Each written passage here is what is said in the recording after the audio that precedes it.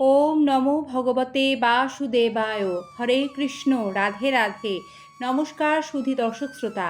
আজকের এই পর্বে আমরা জানব 2026 সালে পবিত্র পুরুষোত্তম মাসে কৃষ্ণপক্ষিয়া শ্রী পরমা একাদশী বা কমলা একাদশী কবে পালন করতে হবে, পালনের পূর্ণাঙ্গ সময়সূচি, ব্রত মাহাত্ম্য, পুরুষোত্তম মাসে কৃষ্ণপক্ষিয়া শ্রী পরমা একাদশীর দিনে কি কি বিধিনিষেধ মানতে হয়, একাদশী দিনে কি খাবেন ও খাবেন না, দেখবেন বিস্তারিত। আশা রাখি সকলে পরমেশ্বর ভগবান শ্রীকৃষ্ণ কৃপায় ভালো আছেন।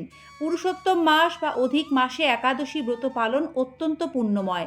আমরা কম বেশি প্রত্যেকেই জানি 1433 বঙ্গাব্দ ও বাংলা 2026 সালে এবছর জ্যৈষ্ঠ মাস অধিক মাস বা পুরুষোত্তম মাস হিসেবে বিবেচিত হয়েছে। তাই এটি কিন্তু এই মাসেরই কৃষ্ণ পক্ষের একাদশী।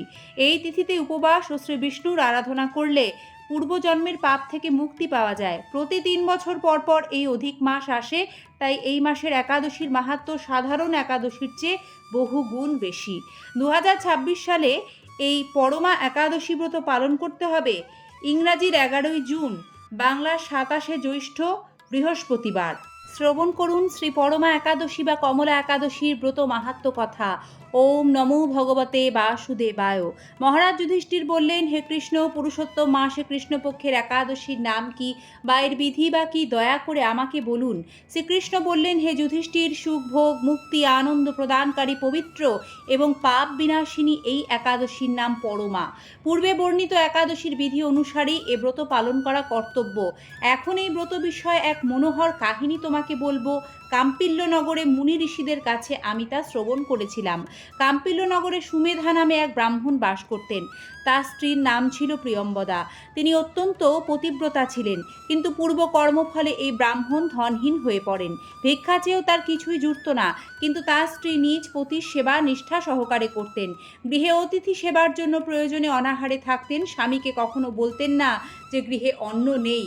পত্নীর শারীরিক দুরবস্থার কথা চিন্তা করে ব্রাহ্মণ নিজের ভাগ্যকে দোষারোপ করতেন। একদিন তিনি তার পত্নীকে বললেন, হে কান্তে, আমি ধনবান মানুষদের কাছে ভিক্ষা চেয়েও পাই না। বলো এখন আমি কি করব?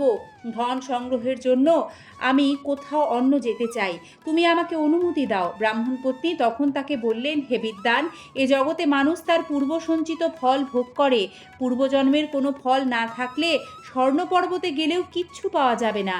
হে স্বামী, পূর্বজন্মে আমি অথবা আপনি কেউই ধন সম্পদ ইত্যাদি কোনো কিছুই হয়তো সৎপাত্রে দান করিনি, তাই আমাদের ভাগ্যে যা আছে তা এখান থেকেই লাভ হবে। আপনাকে ছাড়া আমি এক মুহূর্তও থাকতে পারবো না, কেননা পত্নীহীনাকে দুর্ভাগা বলে সবাই তখন নিন্দামন্দ করবে। অতএব এখানে যা ধন লাভ হয় তা দিয়ে দিন যাপন করুন। ওই বিচক্ষণ ব্রাহ্মণ পত্নীর কথা শুনে ওই নগরেই রইলেন। একদিন মুনিশ্রেষ্ঠ কৌন্ডিন্য সেখানে এলেন। তাকে দেখে সুমেধা খুব খুশি হলেন। ব্রাহ্মণ সস্ত্রীক মুনিকে প্রণাম জানালেন, সুন্দর আসন দিয়ে তার পূজা করলেন। ওই দম্পতি আনন্দ সহকারে মুনিকে ভোজন করালেন। এরপর ব্রাহ্মণ পত্নী জিজ্ঞাসা করলেন, হে মুনিবর, কিভাবে দারিদ্রতা নাশ হয়? বিনা দানে কিভাবে ধন বিদ্যা স্ত্রীলাভ হয়? আমার স্বামী আমাকে এখানে রেখে ভিক্ষার জন্য দূর দেশে যেতে চান, কিন্তু আমি তাকে যেতে নিষেধ করেছি। এখন আমাদের ভাগ্য বশে এখানে আপনার শুভাগমন হয়েছে। আপনার কৃপায় আমাদের দারিদ্রতা অবশ্যই নাশ হবে। দারিদ্রতা বিনষ্ট হয় এমন কোনো ব্রত বা তপস্যার কথা আপনি কৃপা করে আমাদের বলুন। এই কথা শুনে মুনিবর বললেন, হে সাধ্বী, পুরুষোত্তম মাসে কৃষ্ণপক্ষে পরমা নামে সর্বশ্রেষ্ঠা এক একাদশী আছে। এই তিথি ভগবানের অতীব প্রিয়তমা।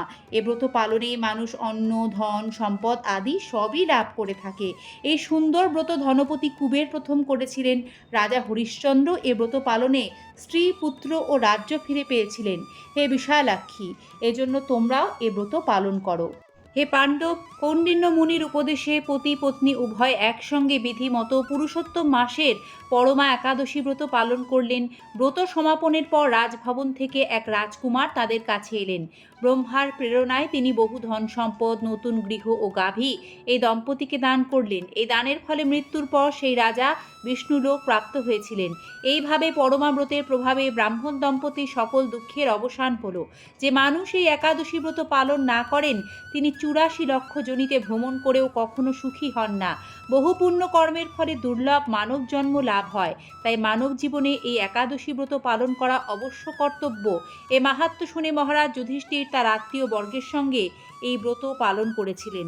একাদশী পালনের সঠিক কয়েকটি নিয়ম আছে, যেমন একাদশীর দিন সব রকমের রবি শস্য ও তার থেকে তৈরি সকল প্রকার খাবার বর্জন করতে হয়। তাই একাদশীর দিন ভাত, রুটি এইগুলি খাওয়া চলে না। এর পরিবর্তে ফল, মূল, দুধ, বিভিন্ন ধরনের বাদাম ভগবানকে তুলসীপত্র সহযোগে ভোগ নিবেদন করে তা অনুকল্প প্রসাদ হিসেবে গ্রহণ করার শাস্ত্রীয় বন্দোবস্ত ও অনুমোদন রয়েছে।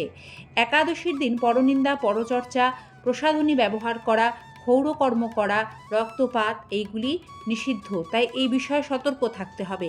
একাদশীর দিন শুদ্ধ গাওয়া ঘি ও সন্ধ্যা লবণ সহযোগে একাদশী প্রসাদ রান্না করতে হয়। একাদশীর পরদিন পালন করতে হবে।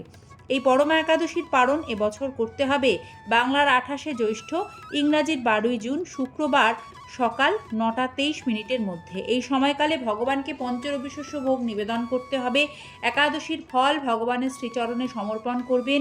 একাদশীর পালন মন্ত্র 3 বার উচ্চারণ করবেন, যা স্ক্রিনে প্রদান করে দেওয়া হচ্ছে, এবং সময় মতো ভগবানকে ভোগ নিবেদন করে তা নিজেও গ্রহণ করবেন। যত বেশি করে পারবেন ভগবানের প্রসাদ সবার মধ্যে বিতরণ করবেন।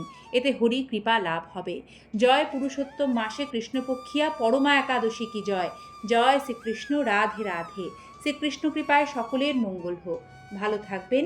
ধন্যবাদ।